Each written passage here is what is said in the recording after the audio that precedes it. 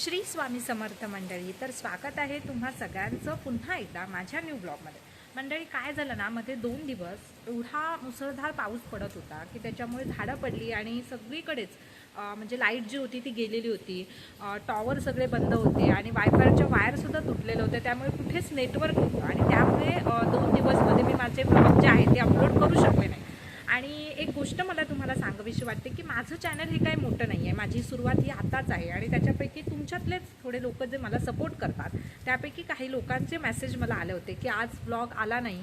आणि जेव्हा मला नेटवर्क आलं तेव्हा हे सगळे मेसेज मी वाचले आणि मला खरंच एवढं भारी वाटलं. कुणीतरी मोठं झाल्यासारखं वाटलं की तुमच्यासारखीच प्रेम करणारी माणसं माझ्या आयुष्यामध्ये आहेत आणि त्यांनी मला आपुलकीने विचारलं होतं की आज ब्लॉग आला नाही. आणि म्हणूनच तुमच्या या सगळ्या सपोर्टसाठी खूप खूप थँक्यू मला तुम्हाला म्हणायचं आहे. तर जसं आता मी म्हटलं की पाऊस पडतो आहे, आत्तासुद्धा तो थांबला अशातला काही भाग नाही.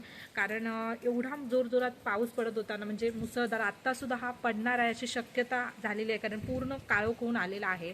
तर आत्ता मी जाणार आहे आमच्याच एका वाडीमध्ये, देऊळवाडीमध्ये. तिथे थोड्याशा होम व्हिजिट आहेत त्या करायच्यात आणि एक छोटंसं काम देखील आहे आमचं. तर गृहभेटी ते आम्ही पूर्ण करणार आहोत. एका अंगणवाडीला व्हिजिट देणार आहोत आणि आम्ही रिटर्न जे आहे ते पुन्हा उपकेंद्रामध्ये येणार आहोत. तर तिथे माझ्यासोबत आहेत आमचे आरोग्यसेवक. तर आता आम्ही दोघंजणं तिथे जाणार आहोत. तर चला तर मग लवकर लवकर तिकडे जाऊया.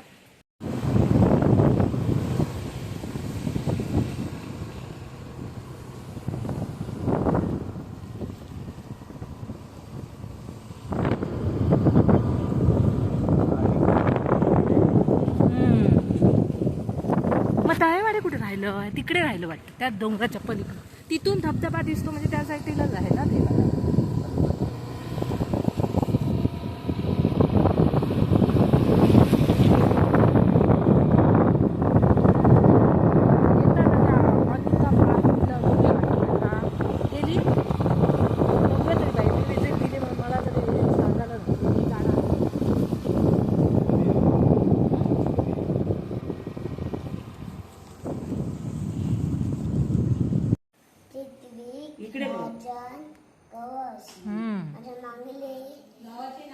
माझ्या गावाचे नाव मांगिली देऊळवाडी, तालुका वडामाळ, जिल्हा सिंधुदुर्ग, देश भारत, खंड आशिया, राज्य महाराष्ट्र. मी अंगणवाडी शिकत आहे. जय हिंद, जय महाराष्ट्र. जय हिंद, जय महाराष्ट्र. चला चला, आता दीदी ये ग दीदी. पुढे पुढे पुढे आणि मोठ्याने ते आवाज यायला पाहिजे. माझे नाव मी राजेंद्र वैश्य. माझ्या गावाचे नाव मोबाईलकडे बघ, माझ्या गावाचे नाव मांगिली देऊळवाडी, आवाज मोठा. तालुका वडामाळ, जिल्हा सिंधुदुर्ग, देश भारत, खंड आशिया, मी अंगणवाडी शिकत आहे. जय हिंद जय महाराष्ट्र. आवाज येणार ना तुझा? प्रिन्सिया मला सांगते नाही ना अजून.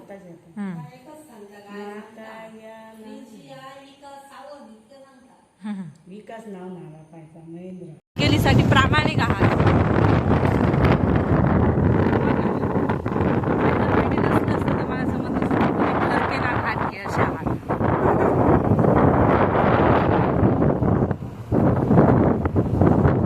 म्हणजे तुम्ही चार्जवरती कुठे पण काम करा, पण मला तुमच्या मांगेलीच आहे हे मला पण मी टेस्ट.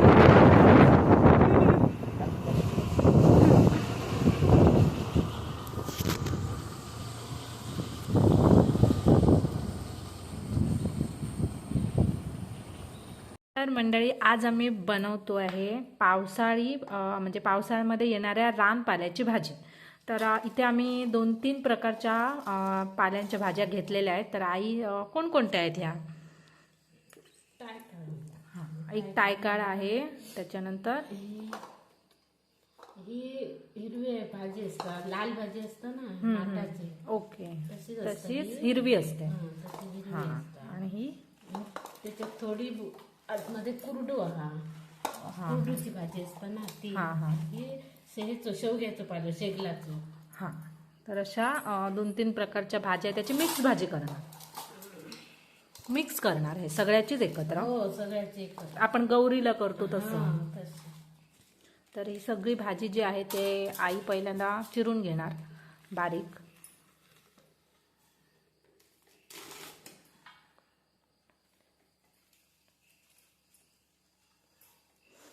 पालेभाज्या जेवढ्या बारीक चिरणार तुम्ही तेवढी त्याची टेस्ट येते नाही.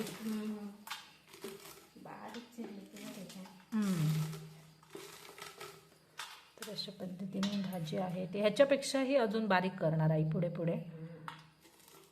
पहिल्यांदा अशी मुठीत धरून ती बारीक चिरून घ्यायची. अशा पद्धतीने भाजी जी आहे ती बारीक चिरून झालेली आहे. बाहेर मोठा पाऊस येतो त्याच्यामुळे आवाज येतोय की नाही मला काही कळत नाही आहे. आणि इथे भाजीसाठी लागणारं साहित्य आम्ही घेतलेलं आहे. आता आई भाजी करायला सुरुवात करत आहे. पहिल्यांदा तेल टाकून ह्याला फोडणी देऊन करणार ना. आणि नुसती टायकळाची करायची असेल तर आपण अशी पण करू शकतो. होय मग खोबरे शिजल्याच्या नंतर ना खोबऱ्याचं तेल टाकायचं. पावसाळ्यामध्ये आहे ना भाजी. हां ही 2-3 प्रकारची भाजी आहे ना त्याच्यामुळे ही आम्ही फोडणी देऊन करतोय.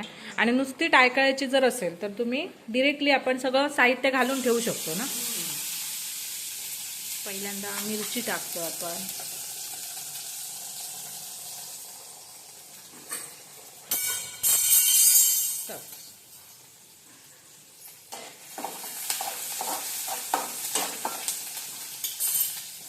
बारीक त्याच्यानंतर कांदा मिरची परतून झाल्यानंतर कांदा ॲड केला आहे.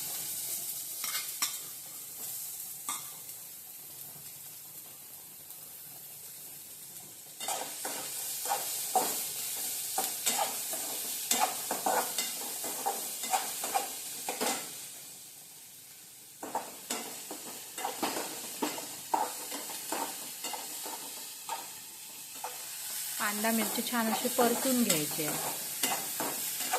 जरा मऊ व्हायला पाहिजे. पावसामध्ये अशा रानभाज्या सगळीकडे मिळत असतील तर आता सगळ्यांनी त्याच खा. सीझनल भाज्या ज्या आहेत त्या. आणि पावसात त्याची चव वेगवेगळी असते ना. टेस्ट छान येते त्याचे.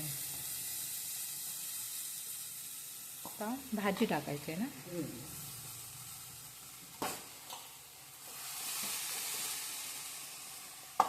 मुंबईमध्ये आणि महाग असतील ना या भाज्या. एवढ्या एवढ्याशाच विकत असतील. मिळताना सुद्धा मुश्किल आहे बिचाऱ्यांना.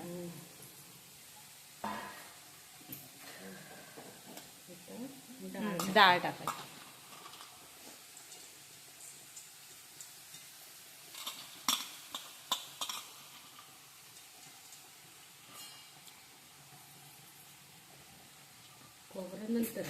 खोबऱ्यानंतर ॲड शिजलं की ते मिक्स करून घ्यायचं ना. पाणी वगैरे घाल ना. जरासं.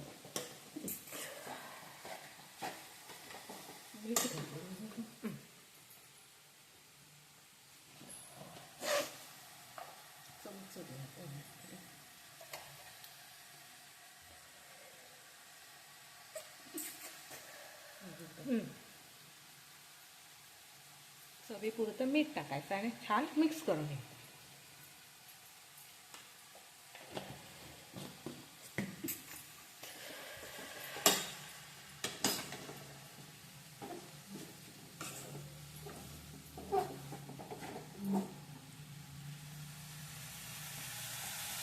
ग्रीन कलर कसा बघा दिसतोय ना एकदम हिरवा हिरवा गार.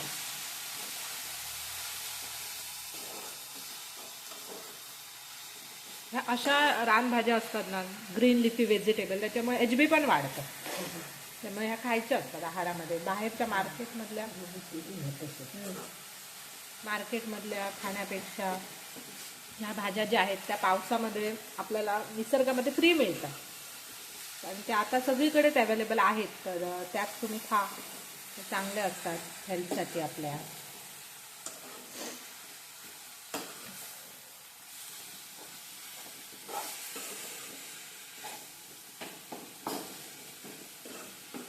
तशी छान भाजी परतून घ्यायची आहे. भाजी जी आहे ती छान परतून झालेली आहे. आणि गॅस स्लो करायचा आहे. त्याच्यावरती झाकण ठेवून आपल्याला तिला वाफ काढायची. किती मिनिटासाठी तरी ठेवणार? 2-3 मिनटं? 5 मिनिटं. 5 मिनिटासाठी ठेवायची. 5 मिनिटं झालेली आहेत. आता भाजी झाली का बघूया. चौक वाफ येईल हातावर. भाजी झालेली आहे. आता खोबरं ॲड करायचं ना. जरासं खोबऱ्याचं हा, तेल खोबऱ्याचं तेल टाकून घ्यायचं, त्याने टेस्ट येते ना जरासं, खोबऱ्याचं वास येतो तेलाचा एक.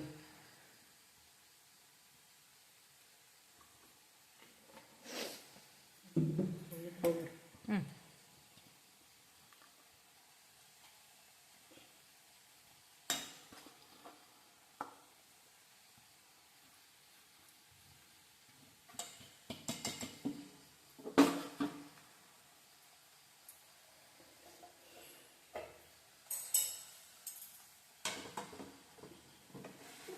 छान मिक्स मिक्स मिक्स.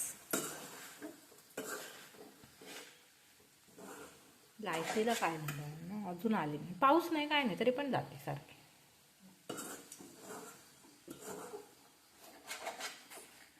झाली तयार. हो झाली.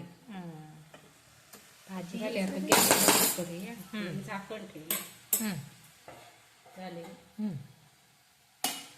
तर अशा पद्धतीने माझं ताट आहे ते रेडी झालेलं आहे. आज मंगळवार आहे, त्यामुळे माझा उपवास असतो मंगळवारचा, त्यामुळे तिखटी डाळ आहे आणि आजची स्पेशल पाल्याची भाजी. तर तुम्ही सगळेजण पण या जेवायला. थँक्यू. वाट दिसते तशी चालत राहायचं. प्रतिमाचं PNC कोण होती? प्रतिमाच होती ना आपली इकडे.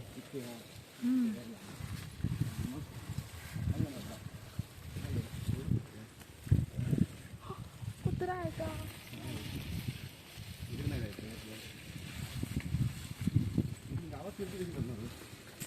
मला कुत्र्याची भीती वाटते. काका काकू अभि आहे. करणार हो, पण मला वाटते भीती, तर आता मी काय करू.